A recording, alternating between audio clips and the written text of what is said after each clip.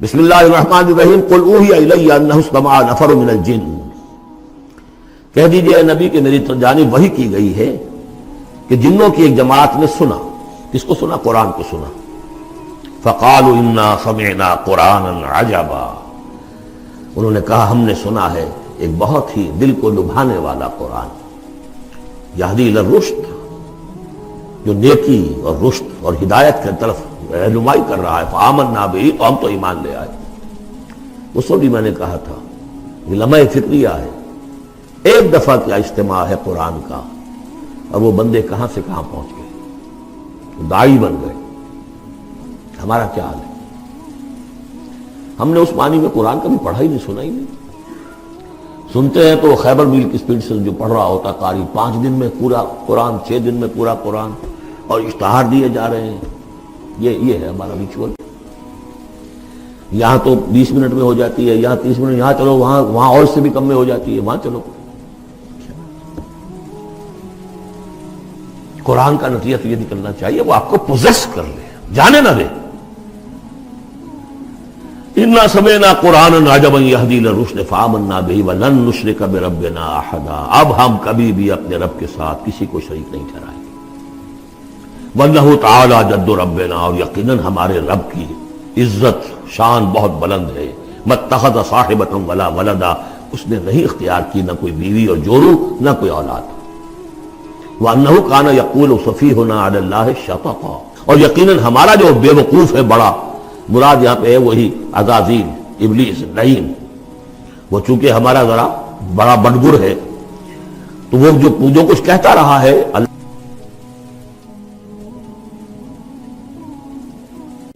وَأَنَّا ظَنَنَّا أَن لَّن تَقُولَ الْإِنسُ وَالْجِنُّ عَلَى اللَّهِ كَذِبًا، ہم تو اس گمان میں رہے، خوش گمانی میں، کہ جن اور انسان اللہ تعالیٰ کے اوپر جھوٹ نہیں باندھیں گے، لیکن وہ بدماش تو جھوٹ باندھتا رہا۔ ہم نے اپنی شرافت میں اس کی بات کو مان لیا۔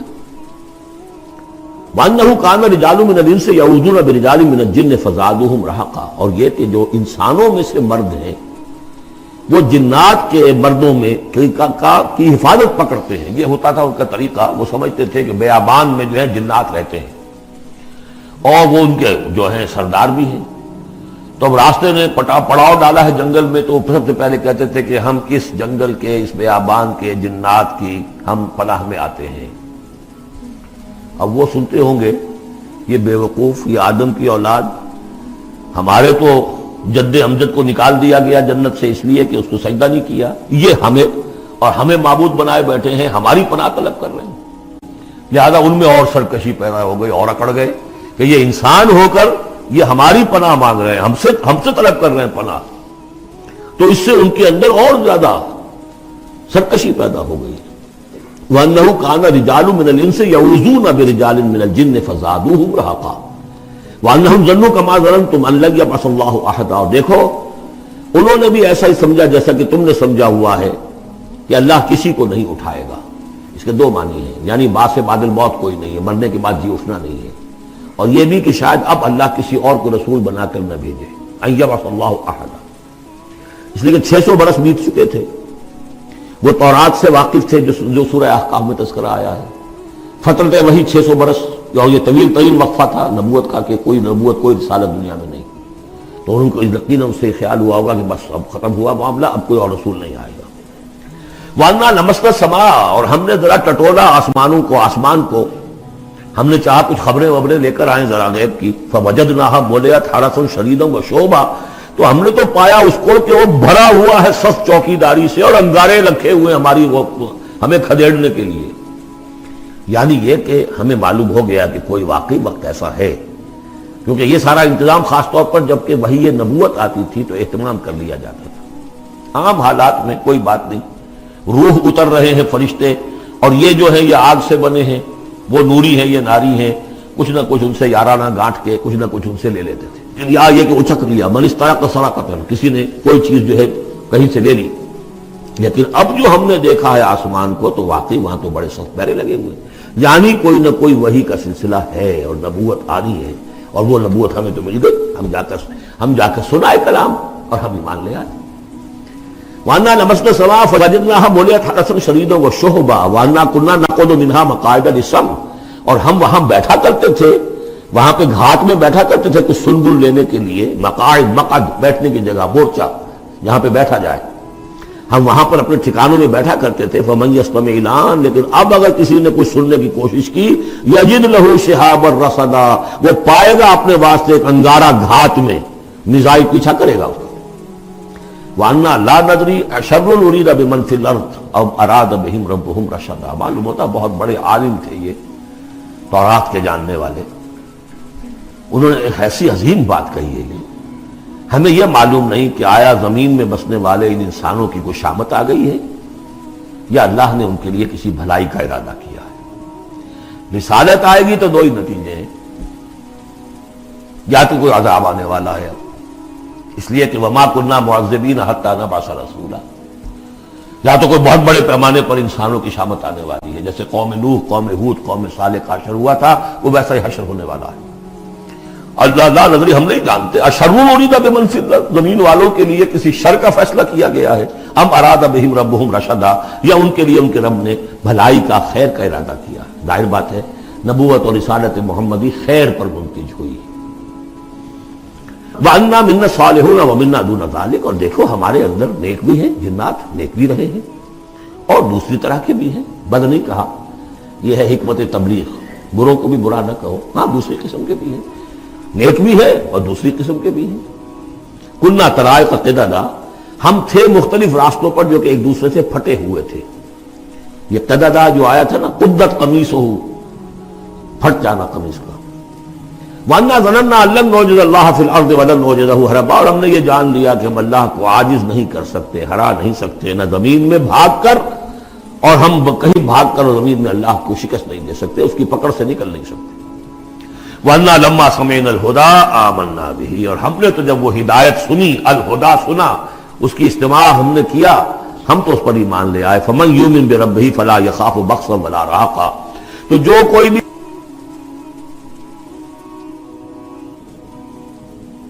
زبردستی ہوگی، کچھ زیادتی ہوگی، جیسے جیسے ان کے اعمال صالحہ ہیں پورے پورے اللہ تعالیٰ ان کا اجر ان کو دے دے گا۔ وَأَنَّا مِنَ الْمُسْلِمُونَ وَمِنَ الْقَاسِطُونَ، اور دیکھو ہمارے اندر وہ بھی ہیں جو فرما بردار ہیں اور وہ بھی ہیں جو بے انصافی کرتے ہیں۔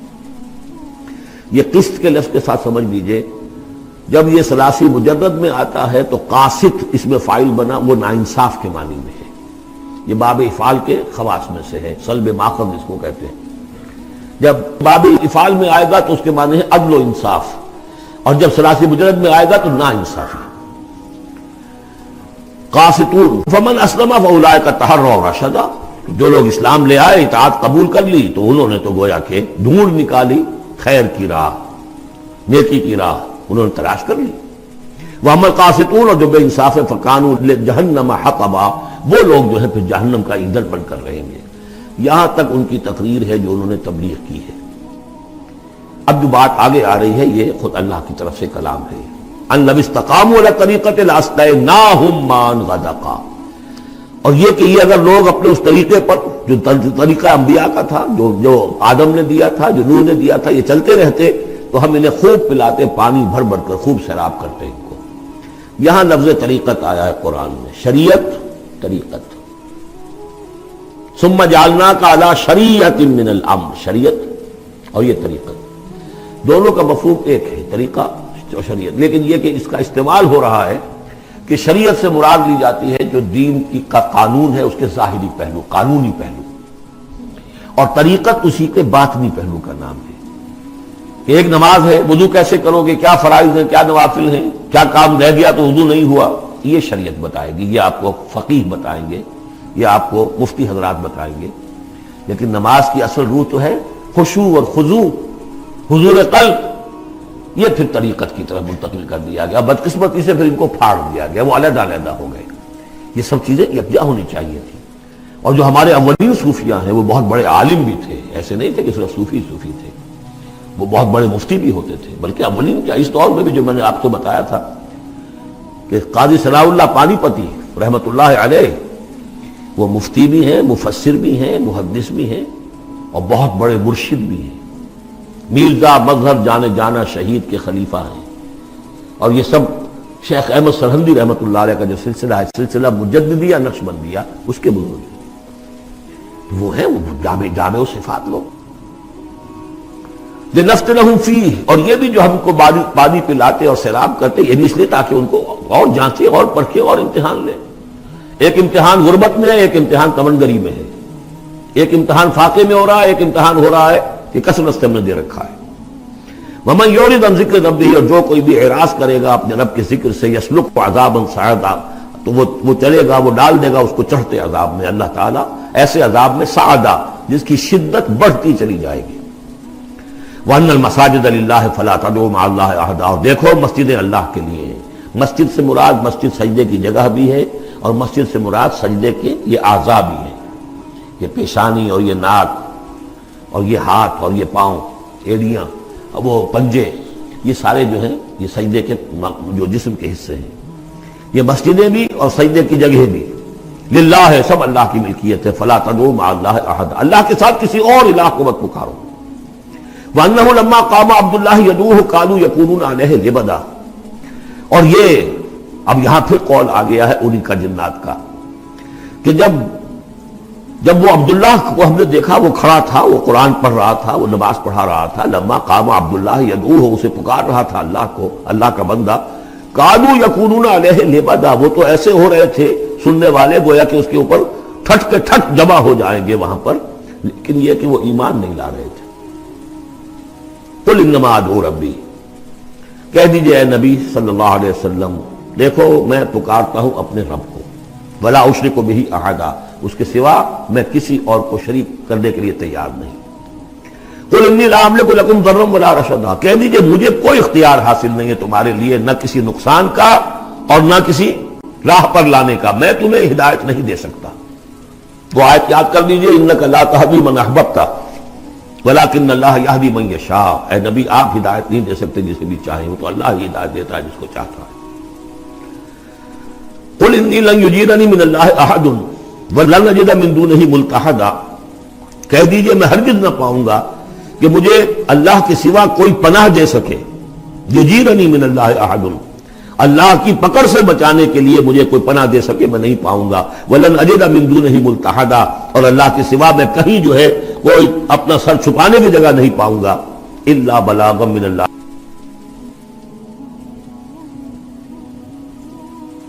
فریضہ سے انجام دوں. اگر میں نے یہ کام نہیں کیا تو میں پکڑا جاؤں گا. فَلَنَسْأَلَنَّ الَّذِينَ أُرْسِلَ إِلَيْهِمْ وَلَنَسْأَلَنَّ الْمُرْسَلِينَ، ہم تو پوچھ کر رہیں گے ان سے بھی جن کی طرف رسولوں کو بھیجا، اور پوچھ کر رہیں گے رسولوں سے بھی.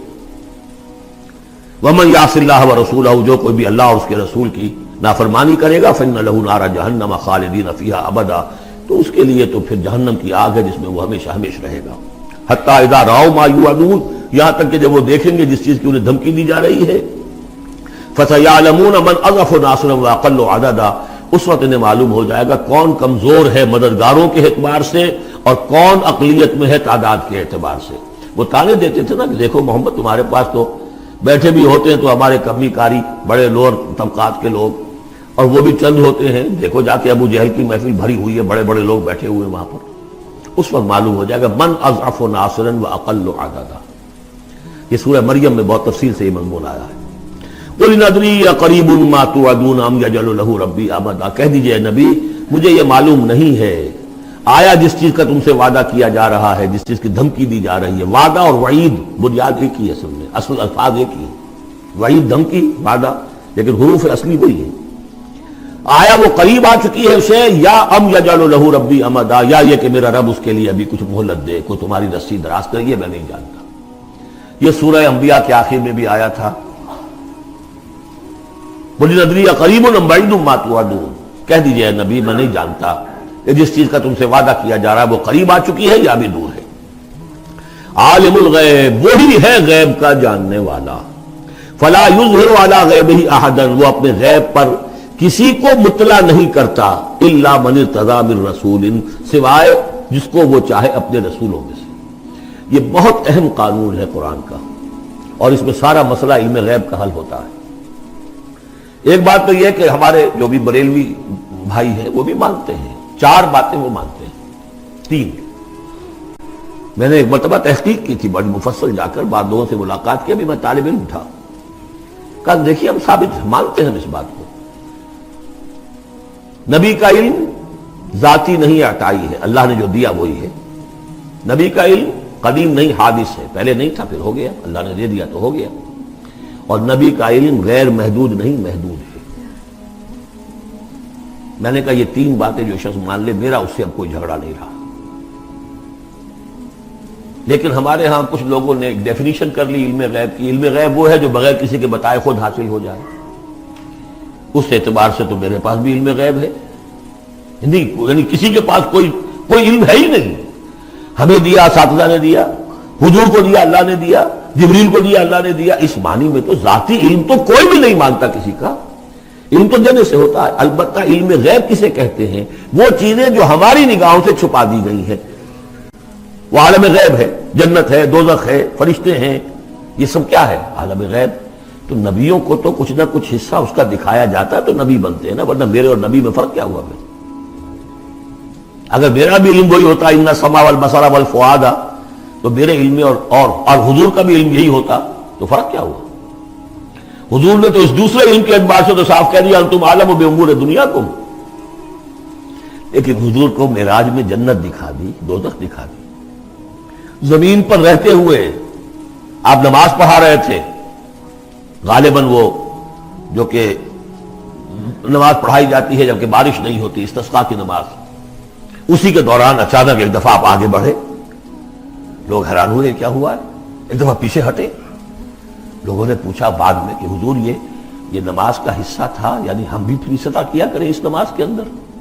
فرمایا نہیں، اصل میں میرے سامنے جنت لے آئی گئی اور بے اختیار میرا ہاتھ بڑھ گیا کہ میں اس کا پھل توڑ لوں، اور میرے سامنے اس کے بعد دوزخ لے آئی گئی اور اس کا جو بمکا آیا گرمی کا، اس سے میں بے اختیار پیچھے ہٹا۔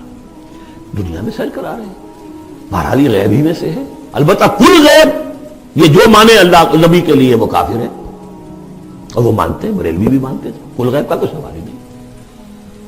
نبی کا علم محدود ہے، نبی کا علم حادث ہے، نبی کا علم عطائی ہے۔ تین باتیں مان لیجئے، باقی نبی کا علم کتنا تھا کتنا نہیں تھا یہ میں کون ہوں ناپنے والا اور آپ کون ہیں ناپنے والے؟ دیا اللہ نے جو دیا، بتایا جو بتایا، اللہ اللہ خیر صلی اللہ۔ تو یہ عالم الغیب وہ ہے غیب کا جاننے والا، فلا یظہر علی غیبہ احدا، تو وہ نہیں مطلع کرتا اپنے غیب پر کسی کو، ہاں الا من ارتضی بالرسول، سوائے اپنے رسولوں کے۔ کذالک نری ابراہیم ملکوت السماوات والارض، ہم نہیں پڑھ چکے؟ ابراہیم کو بھی ملکوت دکھائے، حضور کو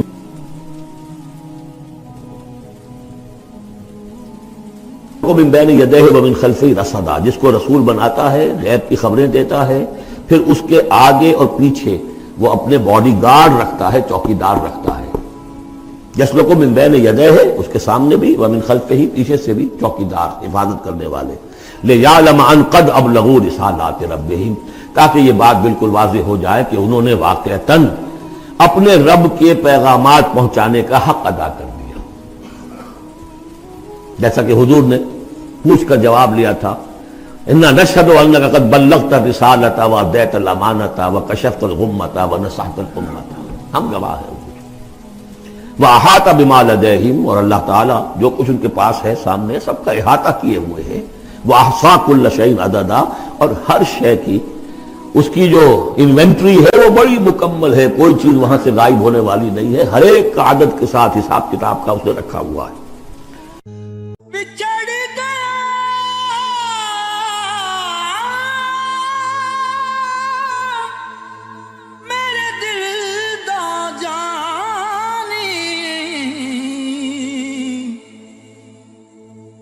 میں ککھوں وانگر رل گئی، اللہ نال نازک جندڑی میری وچ کنڈیاں دے رل گئی، غم سجنا دے مار مکا